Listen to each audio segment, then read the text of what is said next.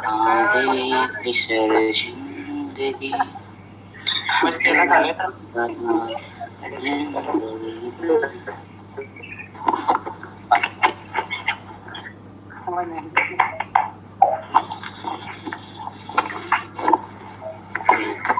एक दिन मोहब्बतें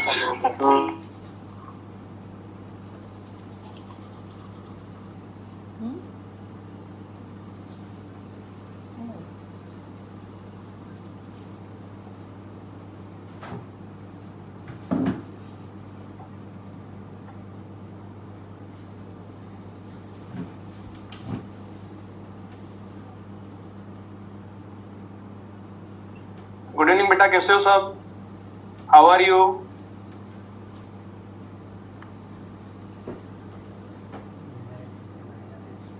ओके बेटा, I am also fine. Good, चलो स्टार्ट करते हैं। बेटा लास्ट क्लास में हम टेम्परेचर पढ़ रहे थे और टेम्परेचर में हमने एडेप्टेशंस के कुछ एग्जाम्पल पढ़े थे, जिसमें मॉर्फोलॉजिकल एडेप्टेशन भी लिया था, फिजियोलॉजिकल एडेप्टेशन भी लिया और बिहेवियरल एडेप्टेशन भी फाइनली हमने पढ़ लिया था। ठीक है, तो मैंने आपसे कहा था इनके एग्जाम्पल्स आपको याद होने चाहिए अच्छे से। ठीक है, क्योंकि एग्जाम्पल्स इंपॉर्टेंट रहेंगे, तो उन एग्जाम्पल्स को आप अच्छे से याद रखें बेटा। लास्ट क्लास में लास्ट स्लाइड अपनी थी बिहेवियरल एडेप्टेशन, जिसमें डेजर्ट लिजार्ड के बारे में मैंने आपको बताया था। ठीक है, यानी डेजर्ट लिजार्ड के पास ना मॉर्फोलॉजिकल और ना ही फिजियोलॉजिकल एडेप्टेशन होते हैं। ठीक है, तो वो अपने बिहेवियर को चेंज करके अपने टेम्परेचर को कंफर्ट जोन पर लाती है। ठीक है, ये हम पढ़ चुके थे। चलो नेक्स्ट हम पढ़ते हैं इसके बाद बेटा थर्मल टॉलरेंस, टेम्परेचर की रेंज को टॉलरेट करने वाले ऑर्गेनिज्म। तो इस बेसिस पर बेटा ऑर्गेनिज्म दो टाइप के होते हैं। यहां लिखा है यूरीथर्मल एंड स्टीनोथर्मल। ये दोनों टर्म एनसीईआरटी में दी है बेटा, दोनों टर्म को मैं यहां पर इंपॉर्टेंट लगा रहा हूं।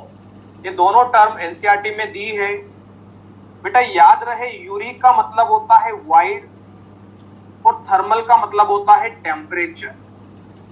यहां पर स्टीनो का मतलब होता है नैरो और थर्मल का मतलब होता है टेम्परेचर। यानी ऐसे ऑर्गेनिज्म जो टेम्परेचर की वाइड रेंज पर सरवाइव कर जाते हैं, ऐसे ऑर्गेनिजम्स को कहा जाता है eurythermal. Wide range of temperature इस पर सरवाइव कर रहे हैं, क्या कहोगे? यूरीथर्मल।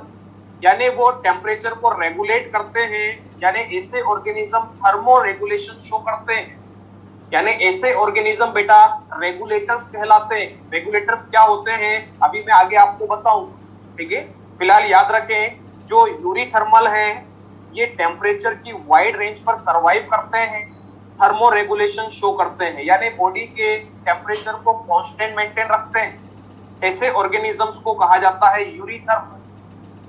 दूसरी तरफ हमने लिखा स्टीनोथर्मल। बेटा स्टीनो मतलब होता है नैरो और थर्मल मतलब टेम्परेचर, यानी ऐसे ऑर्गेनिज्म जो टेम्परेचर की नैरो रेंज पर सरवाइव करते हो, restricted to a narrow range of temperature, क्या कहलाएगा? स्टीनोथर्मल। जैसे मान लो टेम्परेचर है 20 डिग्री टू 80 डिग्री, ये एक बड़ी रेंज है। अगर इस रेंज पर कोई ऑर्गेनिज्म सरवाइव कर रहा है तो उसे आप कहोगे यूरीथर्मल है। हमने कहा 40 डिग्री टू 60 डिग्री, ये एक नैरो रेंज। अगर इस रेंज पर कोई ऑर्गेनिज्म सरवाइव कर रहा है उसे आप कहोगे स्टीनोथर्मल है। तो जो स्टीनोथर्मल ऑर्गेनिज्म होते हैं बेटा ये होते हैं कन्फर्मर्स। ये अभी आगे आएगा। रेगुलेटर्स क्या होते हैं, कन्फर्मर्स क्या होते हैं, ये अभी आगे आएगा। फिलहाल आप याद रखें यूरीथर्मल्स होते हैं रेगुलेटर्स और स्टीनोथर्मल होते हैं कन्फर्मर्स। यूरीथर्मल इन्हें आप वार्म ब्लडेड एनिमल भी कहते हो, स्टीनोथर्मल को कहा जाएगा कोल्ड ब्लडेड। अगर यूरीथर्मल वार्म ब्लडेड है तो स्टीनोथर्मल क्या होंगे? Cold blooded. इन्हें कहा जाता है एंडोथर्मल, एंडोथर्म्स इन्हें कहा जाता है, जबकि इन्हें कहा जाता है एक्टोथर्मल, एक्टोथर्म्स भी आप इन्हें कहोगे। बेटा एक टर्म मैंने आपको पढ़ाई थी होमियोस्टेसिस। होम्योस्टेसिस मतलब बैलेंस मेंटेन रखना।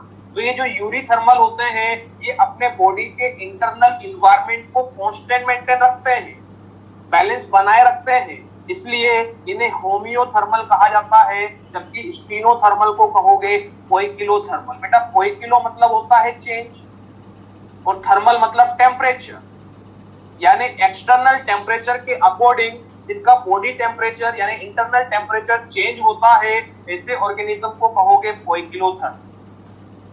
आई बात समझ में? वाइड रेंज मतलब बेटा एक बड़ी रेंज होती है, जैसे मैंने कहा 20 to 80 डिग्री, ये एक बड़ी रेंज है, इस पर सरवाइव करने वाला ऑर्गेनिज्म यूरीथर्मल है। नैरो रेंज मैंने एग्जांपल लिया 40 to 60 डिग्री या 20 to 40 डिग्री, एक नैरो रेंज, इस पर सरवाइव करने वाला ऑर्गेनिज्म क्या कहलाएगा? स्टीनोथर्मल। ठीक है, जो यूरीथर्मल होते हैं वो रेगुलेटर है, जो स्टीनोथर्मल होते हैं वो कन्फर्मर्स है। ये दोनों टर्म मैं अभी आगे एक्सप्लेन करूंगा। यूरीथर्मल वार्म ब्लडेड होते हैं जबकि स्टीनोथर्मल कोल्ड ब्लडेड है। यूरीथर्मल को कहा गया एंडोथर्मल, यानी जो बॉडी के इंटरनल एनवायरनमेंट को मेंटेन रख सके। स्टीनोथर्मल को कहा गया एक्टोथर्मल। इसी बेसिस पर यूरीथर्मल को नाम दिया होम्योथर्मल, जबकि स्टीनोथर्मल को कहा गया पोइकिलोथर्मल, क्योंकि इनका टेम्परेचर सराउंडिंग टेम्परेचर के अकॉर्डिंग चेंज होता है। ठीक है, इतना इसमें आप याद रखें। बोलो ये स्लाइड क्लियर सभी को? बेटा रेगुलेटर कन्फर्मर अभी मैं आपको बता दूं, ठीक है ना, ये दो टर्म मैंने बोली है, ये अभी मैं आपको एक्सप्लेन कर दूं। चलो नेक्स्ट स्लाइड पर। अब बेटा नेक्स्ट आता है सॉल्ट टॉलरेंस।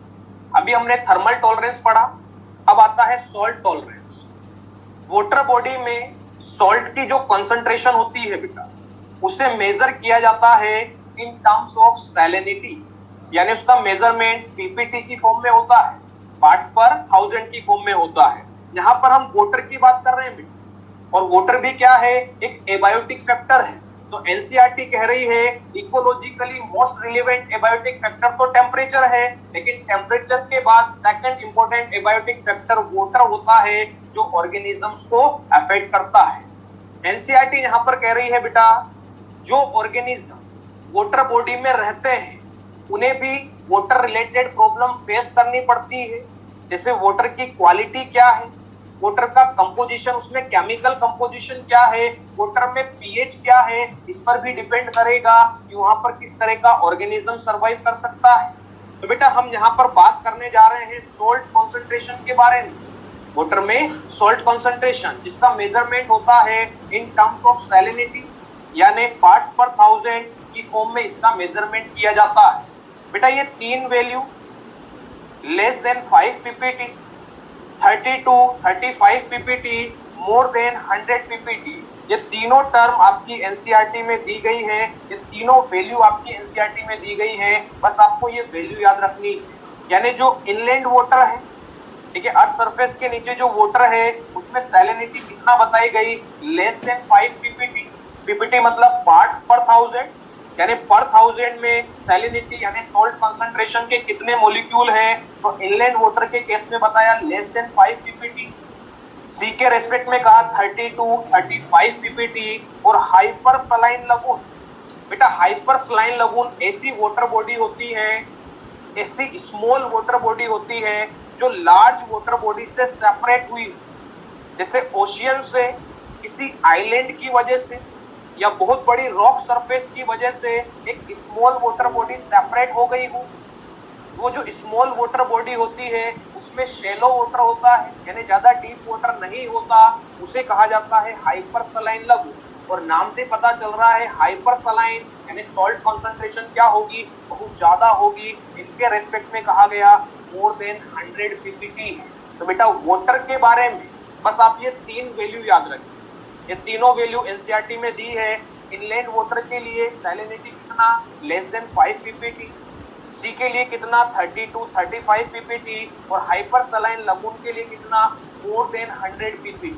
ये तीनों डेटा आप याद रखें बेटा, ये एग्जाम में आ सकते हैं। अब हम यहाँ पर सॉल्ट कॉन्सेंट्रेशन की बात कर रहे हैं, ठीक है, तो यहाँ पर हम जो कॉन्सेप्ट समझने जा रहे हैं बेटा वो है सॉल्ट टॉलरेंस, यानी सॉल्ट कॉन्सेंट्रेशन पर सरवाइव करना, सॉल्ट की यानी सैलिनिटी की वाइड रेंज पर सरवाइव करना, सैलिनिटी की नैरो रेंज पर सरवाइव करना। तो देखो यहाँ पर भी वही टर्म है बेटा यूरी हैलाइन।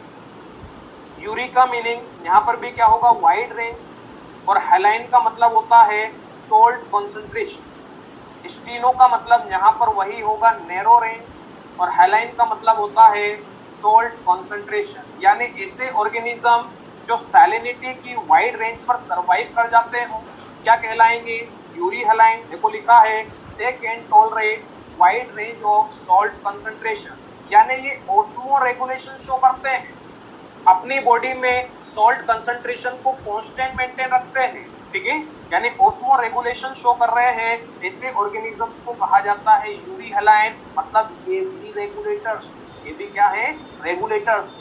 इसी तरह से restricted to a narrow range of salt concentration, यानी सोल्ट कंसंट्रेशन की नैरो रेंज पर ही सर्वाइव करेंगे, ऐसे ऑर्गेनिजम्स को आप कहोगे स्टीनोहैलाइन, यानी ये होते हैं कन्फर्मर्स, रेगुलेटर्स, कन्फर्मर्स। अभी आने वाला है नेक्स्ट स्लाइड में। तो बेटा 4 टर्म है, यूरीथर्मल, यूरीहैलाइन, स्टीनोथर्मल, स्टीनोहैलाइन। ये 4 टर्म आप याद रखें, आपसे पूछा जा सकता है टेम्परेचर की वाइड रेंज पर सर्वाइव करने वाला आप कहोगे यूरीथर्मल, टेम्परेचर की नैरो रेंज पर सर्वाइव करने वाला आप कहोगे स्टीनोथर्मल, सैलिनिटी की वाइड रेंज पर सर्वाइव करने वाला आप कहोगे यूरीहैलाइन, सैलिनिटी की नैरो रेंज पर सर्वाइव करने वाला आप कहोगे स्टीनोहैलाइन। ये 4 टर्म है कि आप याद रखें, डेफिनेशन बेस्ड क्वेश्चन पूछा जा सकता है। क्लियर है बेटा, आगे बढ़े। और ये 3 वैल्यू जो मैंने यहाँ पर लिखी है ये हर स्टूडेंट को याद रहनी चाहिए, ठीक है ना, ये एग्जाम में पूछी जा सकती है। चलो आगे बढ़ते हैं। अब बेटा ये जो ग्राफ यहाँ पर बना हुआ है AIPMT 2010 में पूछा जा चुका है, ठीक है, AIPMT 2010 में ये ग्राफ आ चुका है एग्जाम में। देखो यहाँ पर जो कॉन्सेप्ट दिया है, 2 टाइप के ऑर्गेनिज्म शो किए हैं, एक है रेगुलेटर्स, दूसरा है कन्फर्मर्स। बेटा रेगुलेटर्स आप उन्हें कहोगे जो अपने बॉडी के इंटरनल इन्वायरमेंट को कांस्टेंट मेंटेन रखते हैं। एक्सटर्नल इन्वायरमेंट यानी बॉडी के बाहर का इन्वायरमेंट कैसा भी, ठीक है, जैसे टेम्परेचर बाहर ज्यादा हो कम हो कुछ भी हो, लेकिन बॉडी का इंटरनल टेम्परेचर जिन्होंने कांस्टेंट मेंटेन किया हुआ है वो है रेगुलेटर्स। यानी रेगुलेटर्स होम्योस्टेसिस शो करते हैं, शो होम्योस्टेसिस। होम्योस्टेसिस मतलब बैलेंस बनाए रखना, अपने इंटरनल इन्वायरमेंट को कांस्टेंट मेंटेन रखना। जबकि कन्फर्मर्स होम्योस्टेसिस शो नहीं करते। कन्फर्मर्स वे ऑर्गेनिज्म होते हैं जो अपने इंटरनल इन्वायरमेंट को, बॉडी के अंदर के इन्वायरमेंट को कांस्टेंट मेंटेन नहीं रख पाते। जैसे मैंने एग्जांपल लिया था डेजर्ट लिज़ार्ड। डेजर्ट लिज़ार्ड अपनी बॉडी टेम्परेचर को कांस्टेंट मेंटेन नहीं रख पाती, सन के कांटेक्ट में जाती है बॉडी टेम्परेचर बढ़ने लगता है, बरों में आती है बॉडी टेम्परेचर ड्रॉप होने लगता है, यानी कांस्टेंट मेंटेन नहीं रख पा रही है, मतलब वो यहाँ पर क्या कहलाएगी, कन्फर्मर्स। तो जो रेगुलेटर है वो इंटरनल इन्वायरमेंट को कांस्टेंट मेंटेन रखते हैं, होम्योस्टेसिस शो करते हैं, क्या कहलाएंगे, रेगुलेटर्स। और जो ऑर्गेनिज्म इंटरनल इन्वायरमेंट को कांस्टेंट मेंटेन नहीं रख पाते, होम्योस्टेसिस शो नहीं कर पाते, क्या कहलाएंगे, कन्फर्मर्स। बेटा याद रहे only 1% animals, only 1% animals regulators होते हैं। बचे हुए 99% एनिमल्स और नियरली ऑल प्लांट्स, सभी प्लांट्स और 99% एनिमल्स ये क्या होते हैं बेटा, कन्फर्मर्स होते हैं। यानी रेगुलेटर्स का नंबर बहुत कम होता है, ओनली 1%। और मेनली कौन से animals, all birds and mammals. Birds और मैमल्स क्या होते हैं बेटा, रेगुलेटर्स होते हैं, ठीक है, ऑल बर्ड्स एंड मैमल्स यहाँ पर रेगुलेटर होते हैं। बेटा ह्यूमन आएगा, ठीक है ना, ह्यूमन आएगा, मैमल्स में यहाँ पर आप ह्यूमन को इंक्लूड कर लोगे, ठीक है। और लिखा है a very few lower vertebrate and invertebrate species, यानी बहुत कम lower vertebrate and invertebrate species ही रेगुलेटर्स होते हैं, लेकिन मेनली बर्ड्स एंड मैमल्स इन्हें क्या कहा जाता है, रेगुलेटर्स, ठीक है। बेटा यहाँ पर ये जो ग्राफ 2010 में पूछा गया और ग्राफ किस तरह से आया था, ये नाम हटा दिए गए, जैसे रेगुलेटर हटाकर ए लिख दिया, कन्फर्मर्स हटाकर बी लिख दिया, पार्शियल रेगुलेटर हटाकर सी लिख दिया। ठीक है, ये ग्राफ दिया, ये नाम हटाकर ए बी और सी लिख दिए और कहा गया ए बी और सी को यहाँ पर पहचानिए कि क्या है। ठीक है, तो ए क्या है, रेगुलेटर है, बी क्या है, कन्फर्मर है, सी क्या है, पार्शियल रेगुलेटर है। इस तरह से ये क्वेश्चन पूछा गया था। ठीक है, समझना। इस तरफ लिया इंटरनल इन्वायरमेंट यानी बॉडी के अंदर का, इस तरफ लिया एक्सटर्नल इन्वायरमेंट यानी बॉडी के बाहर। समझना, एक्सटर्नल इन्वायरमेंट चेंज हो रहा है। ठीक है, एक्सटर्नल इन्वायरमेंट चेंज हो रहा है लेकिन इंटरनल इन्वायरमेंट कांस्टेंट मेंटेन है। देखो ये वाली लाइन, एक्सटर्नल इन्वायरमेंट चेंज हो रहा है लेकिन इंटरनल इन्वायरमेंट कांस्टेंट है। ठीक है, कांस्टेंट मेंटेन किया हुआ है, इसे ऑर्गेनिज्म कहलाएंगे रेगुलेटर। और इसका बेस्ट एग्जांपल बेटा ह्यूमन के रिस्पेक्ट में एनसीईआरटी यहां पर एक्सप्लेन कर रही है। हमारी बॉडी का इंटरनल टेम्परेचर 37 डिग्री मेंटेन रहता है, कांस्टेंट रहता है। ठीक है, क्योंकि हम क्या है, रेगुलेटर्स। बेटा बाहर गर्मियां हो या बाहर सर्दियां हो, तब भी हमारी बॉडी का internal temperature 37 degree centigrade constant रहेगा। क्यों कांस्टेंट रहता है? क्योंकि हम फिजियोलॉजिकल एडेप्टेशन शो करते हैं। कैसे एडेप्टेशन शो करते हैं? Physiological adaptation. आई बात समझ में? जैसे मान लो सराउंडिंग एरिया का टेम्परेचर बढ़ता है तो हमारी बॉडी से स्वेटिंग होने लगती है। स्वेटिंग होने की वजह से, ठीक है, पसीना आया, स्वेटिंग होने की वजह से जब इसका एवापोरेशन होता है, एवापोरेशन होने की वजह से हमें कूलिंग इफेक्ट मिलता है बेटा, जिससे हमारी बॉडी का जो टेम्परेचर है वो ड्रॉप हो जाता है। यानी हाई टेम्परेचर में भी हमारी बॉडी का टेम्परेचर 37 डिग्री सेंटीग्रेड मेंटेन रहता है। बाहर सर्दियां हैं, ठीक है, टेम्परेचर कम है तो हमारी बॉडी का टेम्परेचर भी कम हो जाना चाहिए, लेकिन हम रेगुलेटर हैं, रेगुलेट करते हैं। यानी सर्दियों में बाहर टेम्परेचर कम है तो हमारी बॉडी शिवरिंग करती, ठीक है, शिवरिंग करती है। और एनसीईआरटी कह रही है शिवरिंग एक टाइप की एक्सरसाइज है, इसकी वजह से हमारी बॉडी वार्म हो जाती है और टेम्परेचर बढ़कर कितना मेंटेन रहता है, 37 डिग्री। तो बेटा याद रहे, ह्यूमन को कहीं पर भी ले जाया जाए, पोलर एरिया में ले जाया जाए या डेजर्ट में ले जाया जाए, ठीक है, रेगुलेटर है, सरवाइव करेगा। इंटरनल इन्वायरमेंट कितना मेंटेन रहेगा, 37 डिग्री सेंटीग्रेड। क्लियर? तो ह्यूमन यहाँ पर क्या है बेटा, रेगुलेटर। सेकंड देखो, अगर एक्सटर्नल इन्वायरमेंट चेंज हो रहा है उसके अकॉर्डिंग इंटरनल इन्वायरमेंट भी चेंज, ये वाली लाइन, एक्सटर्नल चेंज हो रहा है उसके साथ साथ अगर इंटरनल भी चेंज हो, ऐसे ऑर्गेनिज्म कहलाते हैं कन्फर्मर। इसका एग्जांपल मैं आपको बता चुका हूँ, डेजर्ट लिज़ार्ड। ठीक है, इसको मैंने एक्सप्लेन भी किया था। क्या डेजर्ट लिज़ार्ड अपने इंटरनल टेम्परेचर को कांस्टेंट मेंटेन रख पाती है? नहीं रख पाती। जैसे इन्वायरमेंट में जा रही है उसके अकॉर्डिंग टेम्परेचर हो रहा है। सन के कांटेक्ट में जा रही है तो टेम्परेचर बढ़ रहा है, बरों में आ रही है तो टेम्परेचर कम हो रहा है, कांस्टेंट मेंटेन नहीं रख पाई, यानी ये यहाँ पर कहलाएगी कन्फर्मर्स। तीसरी वैरायटी बेटा, ऐसे ऑर्गेनिज्म जो एक रेंज पर एज ए रेगुलेटर बिहेव करते हैं। देखो इस रेंज पर ग्राफ इस तरह से कांस्टेंट है, यानी ये यहाँ पर तो क्या है, रेगुलेटर। लेकिन अगर यहाँ से वैल्यू में कम कर दूं या यहाँ से वैल्यू में बढ़ा दूं तो ये कन्फर्मर्स में कन्वर्ट हो जाते हैं। इसमें कन्वर्ट हो जाते हैं कन्फर्मर्स में। इन्हें कहा जाता है पार्शियल रेगुलेटर्स। ठीक है, पार्शियल रेगुलेटर कहा क्योंकि एक छोटी रेंज पर ही रेगुलेटर है, उस रेंज से वैल्यू कम कर दी जाए या वैल्यू बढ़ा दी जाए, इसमें कन्वर्ट हो जाते हैं, कन्फर्मर में कन्वर्ट हो जाते हैं। देखो इसलिए कहा गया पार्शियल रेगुलेटर। इसका एग्जांपल आप ले सकते हो ब्राउन लिज़ार्ड। ठीक है, ये इतना इंपॉर्टेंट एग्जांपल नहीं। ह्यूमन और डेजर्ट लिज़ार्ड ये आप याद रखें। ब्राउन लिज़ार्ड ये ना एनसीईआरटी में दिया है ना मॉड्यूल में दिया है, ये मैंने आपको यहाँ पर एक्सप्लेन करने के लिए बता दिया, फिर भी आप चाहें तो याद रख सकते हैं। ब्राउन लिज़ार्ड ये पार्शियल रेगुलेटर का एग्जांपल है।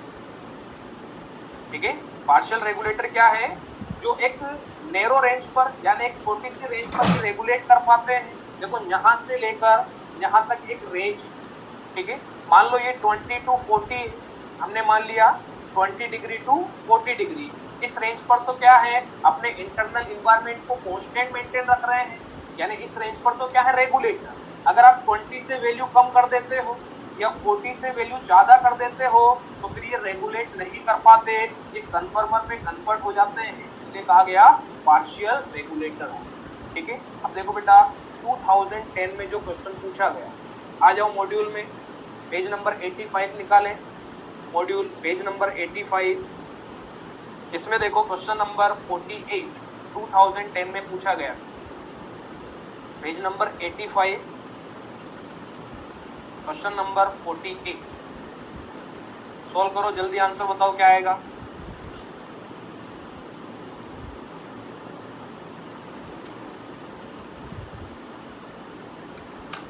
ए रेगुलेटर, बी कन्फर्मर और सी होगा पार्शियल रेगुलेटर, यानी फर्स्ट आंसर है। देखो इतना सिंपल आया था AIPMT 2010 में, बहुत सिंपल क्वेश्चन पूछा गया। बेटा क्वेश्चन सिंपल ही आते हैं, ठीक है ना, बस सिंपल सिंपल कॉन्सेप्ट जो पढ़ाया जाता है स्टूडेंट उसे ध्यान से सुनता जाए तो फिर कोई क्वेश्चन उसका गलत नहीं होता, ठीक है ना। पेपर में इसी तरह से सिंपल क्वेश्चन ही पूछे जाते हैं। बोलो जहां तक क्लियर है बेटा, आगे बढ़े, चलो आगे बढ़े। बेटा नेक्स्ट आता है थर्मल स्ट्रेटिफिकेशन इन लेक। बेटा हमने लेक स्ट्रेटिफिकेशन पहले भी पढ़ा है, ठीक है। स्ट्रेटिफिकेशन का मैंने आपको मीनिंग बताया था, vertical arrangement in the form of different layer, ठीक है, एक के ऊपर एक लेयर्स की फॉर्म में अरेंजमेंट होता है, इसको कहा जाता है स्ट्रेटिफिकेशन। वहां पर जो स्ट्रेटिफिकेशन हमने पढ़ा था वो on the basis of requirement of light था, यानी लाइट के रिक्वायरमेंट के बेसिस पर वहां पर हमने लेक स्ट्रेटिफिकेशन पढ़ा था। यहाँ पर हम टेम्परेचर की वैल्यू के बेसिस पर स्ट्रेटिफिकेशन पढ़ेंगे, इसको नाम दिया गया थर्मल स्ट्रेटिफिकेशन। बेटा उससे पहले मैं आपको एक कॉन्सेप्ट बता देता हूँ। जनरली यहाँ पर हम जिस लेक की बात करेंगे वो है टेम्परेट लेक। कौन सी लेक है? Temperate lake.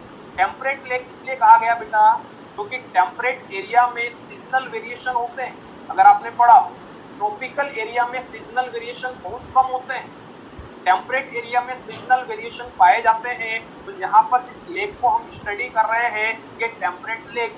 और आप जानते हो जनरली 4 सीजन होते हैं, जैसे समर, समर के बाद आता है ऑटम,